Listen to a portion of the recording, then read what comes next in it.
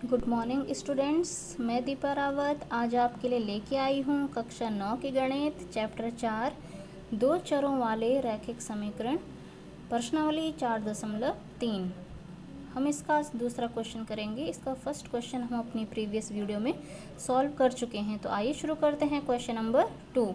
Question number 2 में है बच्चों आपका बिंदु 2,14 से होकर जाने वाली दो रेखाओं के समीकरण लिखिए। इस प्रकार की और कितनी रेखाएं हो सकती हैं और क्यों। हमारे पास देखो कोई बिंदु दे रखा है 2,14। हमें इसकी क्या बनानी है, दो रेखाएं बनानी हैं, दो समीकरण बनानी है। हमें दो रेखाओं की क्या बनानी है, हमें इसके लिए समीकरण बनानी है। ठीक है, तो दो रेखाओं के समीकरण हम कैसे बनाएंगे। सबसे पहले आप देखेंगे हमें क्या दे रखा है, ये x का मान होता है, ये y का मान होता है। x इक्वल्स टू 2 है, y इक्वल्स टू क्या है 14 है ना। हमें कोई भी एक ऐसी इक्वेशन लिख लो जो इन दोनों की वैल्यूज़ को सेटिस्फाई करे। अगर मैं x plus y equals to 16 लिख लूँ तो अगर मैं यहाँ पे 2 रखती हूँ, यहाँ पे 14 रखती हूँ तब भी 16 आएगा। तो एक इक्वेशन ये भी हो सकती है। अगली इक्वेशन क्या हो सकती है, y इक्वल्स, इसको कितना गुना है, इसके 7 गुना है ना। जो y है वो x के कितने गुना है, 7 गुना है। तो y इक्वल्स टू 7x भी मैं लिख सकती हूँ और y minus x equals to मैं 12 भी लिख सकती हूँ। क्यों, y की जगह में अगर मैं 14 रखूँ, x की जगह में 2 रखूँ तो 14 माइनस 2 12 ही आएगा। तो अब मैंने 3 इक्वेशन रखे हैं, आपको जो भी दो सही लगे आप उनको चूज़ करिए। ठीक है, अब ये कह रहा है कि इस प्रकार की और कितनी रेखाएं हो सकती हैं और क्यों। इस टाइप की और कितनी लाइंस एक बिंदु से जा सकती है। कोई भी एक बिंदु है कहीं पे भी, उससे कितनी लाइंस जा सकती हैं, उससे अनंत लाइनें जा सकती हैं, है ना। यानी कि हम कह सकते हैं कि चूँकि एक बिंदु से होकर असंख्य रेखाएं खींची जा सकती हैं, इसलिए हम बिंदु 2,14 से होकर जाने वाली अपरिमित रूप से असंख्य रेखाएं खींच सकते हैं। एक बिंदु से कितनी भी लाइन जा सकती हैं। आपका ऑब्जेक्टिव क्वेश्चन भी आ सकता है 1 मार्क्स में कि एक बिंदु से कितनी लाइनें आप खींची जा सकती हैं। अनंत लाइनें हम खींच सकते हैं, असंख्य लाइनें हम खींच सकते हैं। फिर इसका क्वेश्चन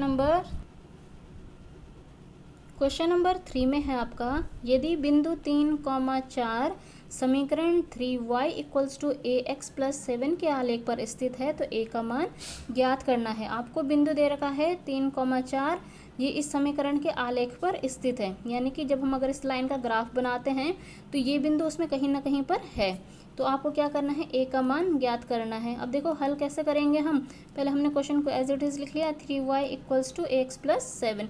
अब हम देखते हैं कि बिंदु जब 3,4 इस आलेख पर स्थित है तो क्या हो जाएगा, ये समीकरण को क्या करेगा, संतुष्ट करेगा, उसको सेटिस्फाई करेगा अगर हम वहाँ पे वैल्यूज़ रखते हैं तो हम समीकरण 3y equals to ax plus 7 में बिंदु का मान रखते हैं। बिंदु के क्या मान थे, 3,4, यानी कि जहाँ पर आपको x दिख रहा है आप वहाँ पे 3 लिखिए, जहाँ पर आपको y दिख रहा है आप 4 लिखिए। तो 3y equals to x plus 7 है तो y की जगह में 4 इक्वल्स टू a, x की जगह में 3 प्लस 7, ये हो जाएगा 12 इक्वल्स टू 3a प्लस 7।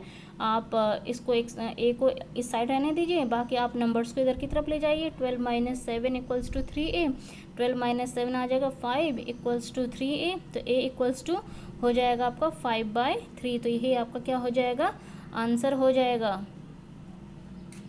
बढ़ते हैं बच्चों क्वेश्चन नंबर 4 की ओर। क्वेश्चन नंबर 4 में है आपका, एक नगर में टैक्सी का किराया निम्नलिखित है। कोई टाउन है, उसमें जो टैक्सी का किराया क्या है, एक सिटी में टैक्सी का किराया ऐसा दे रखा आपको कि पहले किलोमीटर का किराया, जब टैक्सी शुरू का 1 किलोमीटर चलती है तो आपको कितना किराया पड़ता है, 8 रुपये पड़ता है। उसके बाद की दूरी के लिए फिर जैसे जैसे उसके आगे डिस्टेंस बढ़ती जाएगी उसके लिए प्रति किलोमीटर का किराया 5 रुपये होता जाएगा। उसके बाद के हर किलोमीटर के लिए क्या होता जाएगा, 5 रुपये का किराया होता जाएगा हर किलोमीटर के लिए। यदि तय की गई दूरी हम x किलोमीटर हो, अगर तय की गई दूरी x किलोमीटर है और जो कुल किराया है वो क्या है, y है ना, y हो, तो इसका एक रैखिक समीकरण लिखिए और उसका आलेख खींचिए। इसके लिए आपको एक रैखिक समीकरण बनाना है और उसका आलेख खींचना है।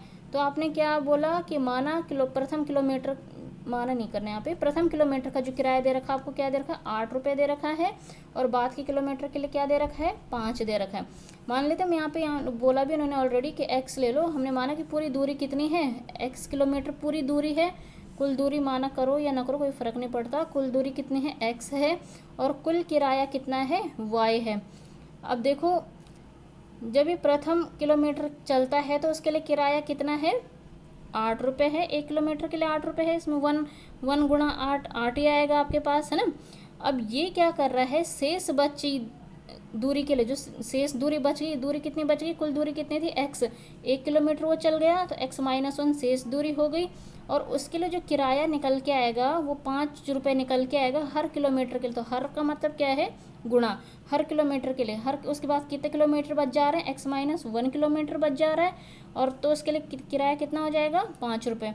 तो जो आपके पास कुल किराया है वो क्या है, ये वाला किराया है ना, जो बची हुई दूरी के लिए था, और शुरू के पहले किलोमीटर के लिए क्या था 8। तो हमने यहाँ पे 5x माइनस 1 प्लस 8 करा, इसको एक्सपेंड करा, y equals to 5x minus 1 plus 8 ये आया, y equals to 5x minus 5 plus 8।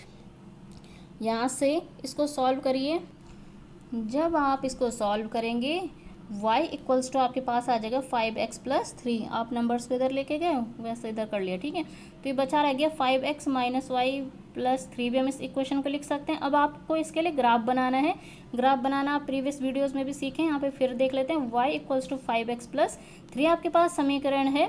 आप क्या करते हैं, इसमें x को वैल्यूज़ देते हैं, y की वैल्यू निकलती है। जब मैंने x को 0 दिया तो y मेरे पास 3 निकला, x को मैंने माइनस 1 दिया तो y माइनस 2 निकला, x को मैंने 1 दिया तो y कितना निकला 8 निकला। इसको सारे को मैंने ग्राफ पेपर पे प्लॉट किया, आपके पास कुछ इस ढंग का ग्राफ आएगा, वही इस लाइन को क्या करेगा रिप्रेजेंट करेगा। तो ये आपका सॉल्यूशन हो गया।